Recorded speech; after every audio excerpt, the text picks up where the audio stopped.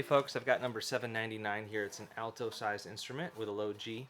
And the reason to make this stock instrument was to try out some of this cedar. This is some cedar from Parkdale, just up the road from us, and it's wider grain than the cedar I normally use, and that's because it's from a tree that's not that old. We can't just keep using just the old growth boards we find. We have to learn how to build with this stuff too. Because this was a stump from the D mill, I was able to split it, and because I could split it, I could split everything and make it really perfectly quarter sawn, so I get the most strength out of a softwood like cedar. And I'm really glad I worked on this stump.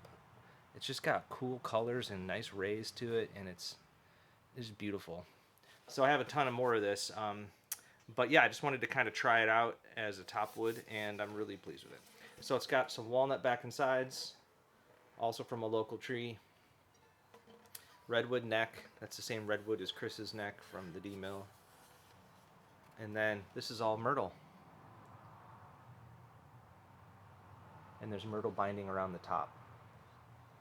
So yeah, it's kind of a rustic, wabi-sabi kind of instrument. It's got lots of earth tones and cool, rich stuff. And it's, you know, it's like all my work, it's careful, but it's funky. It's got a couple little dot dents and a couple little tiny scratches in the cedar top.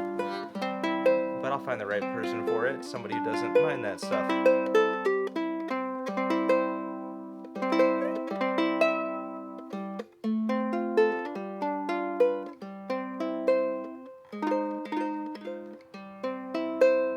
I mean, so far I think this kind of cedar, it's, you know, it sounds like my normal Western red cedar top. It's got some deep richness to it, but it's pretty snappy, maybe more like Port Orford cedar.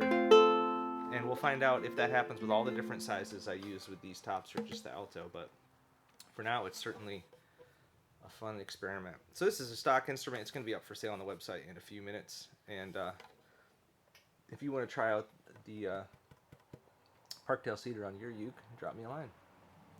Number 799. Cheers.